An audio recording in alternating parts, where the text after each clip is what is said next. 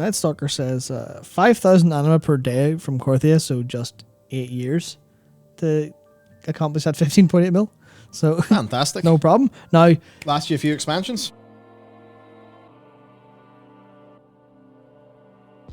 So to kick us off then, has been a slow week, but there has been some stuff going on the PTR.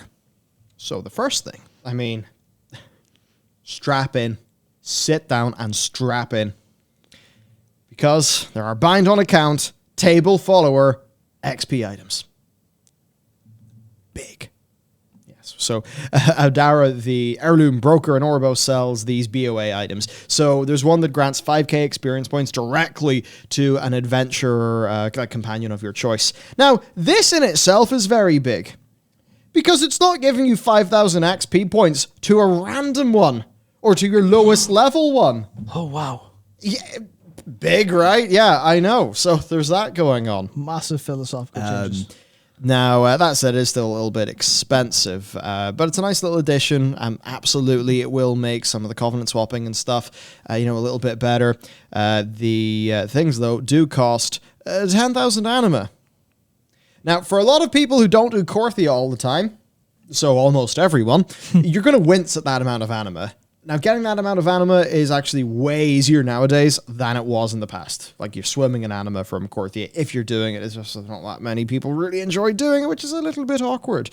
Then also you can save up for the Wisps of Memory follower XP items that are awarded at different renown thresholds, as well as similar things from the Adventurer table for when you switch Covenants as well, which you can do. Now, Wowhead did a great job of calculating the amount of anima you would need to level followers up within 4 brackets. Jesus. 1 to 30, 80,000 anima. 1 to 40, 180,000 anima. 1 to 50, 400,000 anima. And 1 to 60, 790,000 anima. And I don't know, get ready. If you want all 20 followers up to level 60, that's only 15.8 million anima. Have fun. Have fun. Okay, they don't ever intend for somebody to go and do that. But man, I don't know. I've not really done the big anima farm content. Actually, okay, let's do something. In chat, how much anima do you have? I mean, that's if you remember how much anima you have, but how much anima do you have? I kind of want to know just how much people actually have swimming around, because, I mean, I've got like 20,000 probably. Yeah, don't log in to check. Oh yes, then you'll become one of Bobby's numbers. You'll be a DAU. Uh-oh. Yeah, so, it's weird. Like, okay, 5k, 12k, 200k, over 9k, 7k, 30k, 60k. There's, Night Stalker says 5,000 anima per day from Korthia, so just 8 years to accomplish that 15.8 mil. So fantastic. No problem. Now, last you a few expansions. People have been asking for longer grinds that are kind of more meaningful and specific. So this is kind of it, where that's a long road, but you can take every step of the way yourself without relying on randomness. Yeah, so they've done it. You know what? This is what we've been asking for. Yeah, all along. 8 years of content. It's there. Yeah. Also, I don't know how to. I don't know how to do the verbal equivalent of a /s, but just in case you weren't aware, it's hyper sarcasm. Man. Yeah, I feel like I had to point. There's something about, I feel like they're balancing numbers based on different levels of player behavior here, and I'd love to know what numbers they're using for balancing this, because I feel like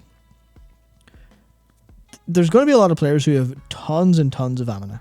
There's going to be tons of players who have loads of it because they do Korthia every day and they just, they end up capped and their bags are full and they're like, oh, Jesus Christ. But I'd love to know if they're taking everyone into consideration with this number, or they're just going, fuck it, the loyal players will make use of this because they get loads of anima anyway. Whereas people, who don't do a lot of the anima generating content because they just, play specific aspects of the game, are just going to be like, this isn't designed for us, so okay. I guess it's kind of difficult when you have that massive gap of what players will be earning. these are so much more expensive than the core and actually exciting rewards from the anima system. And actually, Vaden said, here's a question. Do you play for the rewards or the experience, as in the experience of playing the game? And that's a good thing. And I think the point here is that Korthia generally isn't a good enough experience to play for the experience, which means that people are kind of clocking into Korthia to get rewards. Yep. Which, it's a funky little bit of MMO design. I think to a degree it is what it is. So that's the thing. I think it's like for some people, there's the bits of WoW they really want to go and play as a game. And then there's the bits they clock into because it's a grind. And sometimes you can have a grind where, you can actually get some of the mastery loop being involved in the grind and how you execute it. And like leveling up. Like leveling up, yeah. I think with Korthia, though, just because of the randomness and the way that it's waiting for NPC spawns, I think it truly does feel like clocking in. So it's interesting to me. That's just, these seem expensive. I'm glad the item's there, but I mean, compare 5,000 XP for a follower to other things you can get for 10,000 anima. Yep.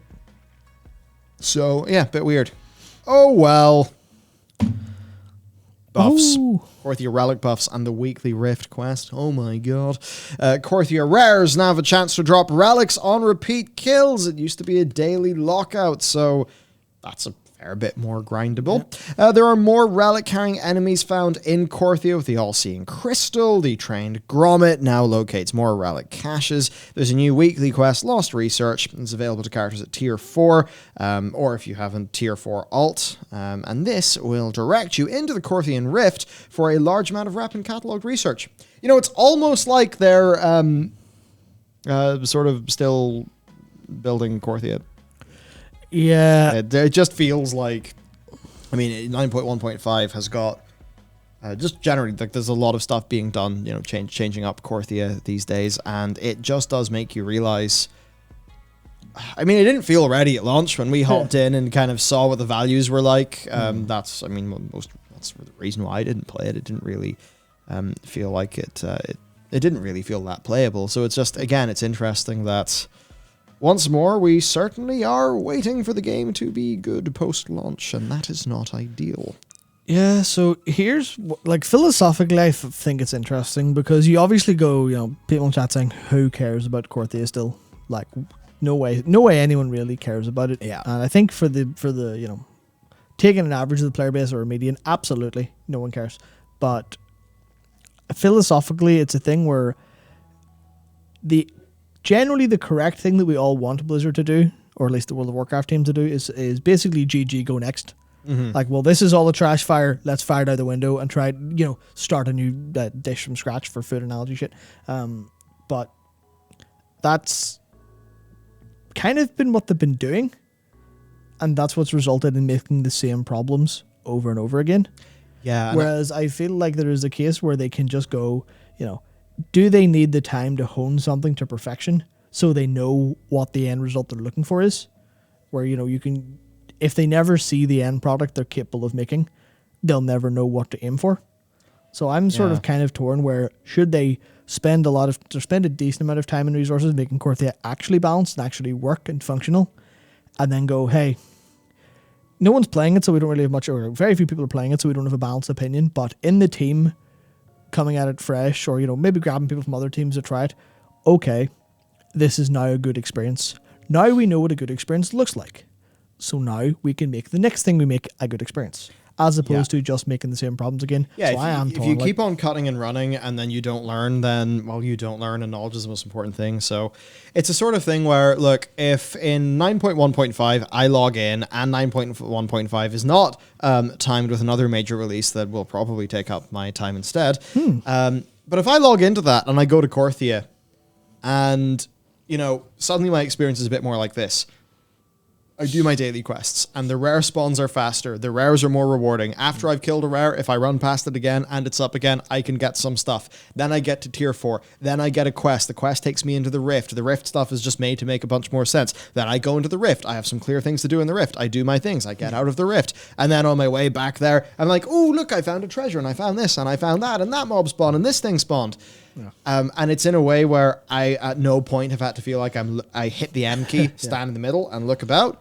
if they can get it to the point where it's tuned so it can be the best version of Korthia that can be made out of Korthia, and you could say that the best of Korthia is still average or not very good, but that certainly is better than, not that good at all, then I will consider that to be a win, right? Because then maybe for players starting up in a new alt, they want to go to Korthia, they want to, gear up a character with the Korthia, fragment gear. Well, then that's going to be a far more playable experience, and then maybe they can do a little bit of grinding out Korthia in the way that somebody even would have grinded out Gulp Frogs in the Time of the Sile, right? Like, if that's just tuned up to be better and be more playable and have the pain points gone, well, there you go. It's not going to be great, and it's maybe not going to bring in new people or whatever, but if it serves the people who are there, I mean, number one, that's, you could say in a way, the most important thing to do. Like, a lot of people have been talking lately about the FF14 documentary, and, if Blizzard thought about all of this in a, oh dear, we need to cut and run thing, which is in a way what they kind of realized with, they realized, okay, Legacy's doomed. We need to cut Legacy and do it again. They, for a very specific reason, decided to continue supporting Legacy and making it better for those players. And I'm sure that in doing that, because I know they did some iteration in combat, I know they did iteration in UI quite a bit for Legacy, and I'm sure those things help the new thing because they learned stuff. So I have to imagine that it can only be good. It's just the sort of thing where it's like, you would hope that patch 8.3.5 means the mistakes of patch 8.3 will never be made again. You would hope that patch 9.1.5 means that the mistakes of patch 9.1 will never be made again. And I just think the community's overall in a place where they don't have the greatest amount of faith in that, because similar mistakes have been made, just the likes of that. So who knows? Who knows? I support them iterating in this for exactly the reason you said. Even if it's not going to... you could almost say that the correct strategic move is to cut resources and move on to the next thing. But perhaps really, if you think about it deeper, the correct strategic move is to fix up the thing, learn something from fixing that up, and then move on. And sure, you might lose a month or two, and that might suck for your investors, but maybe it will help. You learn how to make it better next time, which is absolutely what we need. So that when 10.0 rolls around, I mean, look, imagine a 10.0 that learns the mistakes of Warlords of Draenor, learns the mistakes of BFA, and learns the mistakes of Shadowlands. I mean, to me, that seems like Warlords of Draenor with lots of content. I think that'd make people happy. Yeah. And there's another angle I think is kind of important, and it's to remember that the World of Warcraft development team are going to be vastly different from the people who are working on Warlords, vastly different from the people who are working on Miss Pandaria. Largely speaking, obviously there are key people and key leaders still there, but I imagine a substantial amount of the kind of more, boots on the ground work is likely going to be a lot of new people who maybe are newer to the industry because of the scaling up the team did. They'll be hiring people in.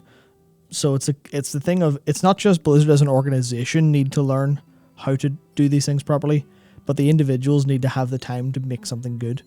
Yeah. And then the individual will know what actually good is, and then they'll be able to recreate it, as opposed to just thinking about the World of Warcraft team as the same entity that's sort of been evolving over the past couple of years. If you think about it as a series of, as a very large, or a series of many, many individuals, then all of those need the chance to go, oh, okay, what can we do if we're given the right amount of time? I suppose that's the thing. It's like, if you just treat it as the World of Warcraft development team as this big monolithic entity, and you're like, well, how could they make the same mistakes as WoD and Legion? But it's like, oh wait, actually, I mean, Ship of Theseus is the one, right? The crew keeps on changing. Is it still? And well, it's not the crew. Not the crew. It's the actual wood in the ship. It's a bit like that, where if the WoW crew is just changing and changing and changing, and gets to the point where only X% of the team that were there then are there now. Then it's about what is Blizzard as an institution capable of doing when it comes to knowledge retention and codifying principles that they've learned, because you need to do that so that your new people can get up to speed and what the older people learned, because they're going to want to move on to new things eventually as happens. So something to think about. Continuing on with the Warcraft news, it's going to be big for everyone. The Mechagon meta achievement has become easier, right? So it's the Mechagon achievement for the Mechagon Island is becoming easier to obtain with the changes made this week. And this is the one that gives you the Model W Mecha Wheel mount, which in fairness is one of the more cool, unique mounts. So that's, not just another recolor, something I think people would quite want. So yeah, the changes that they've made basically are to smooth out rough edges in getting this achievement to help people basically crack it.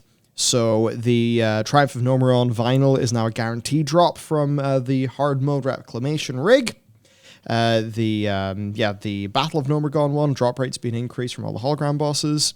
The holographic digitalization relays also had its drop rate increased.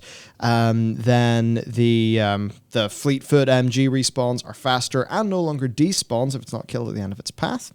Also has a vignette star that pings the minimap when he races by if you're eligible to loot the Avenger, which, again, good, people like that. Then the Lemonade Steel, so for that, the drop rate of the exothermic evaporator coil has increased. The duration of rain is reduced, but the spawn rate of the oxidized leachates during the rain are drastically increased, 700% faster, and the oxidized leech beasts now have got significantly more chances to spawn during the rain.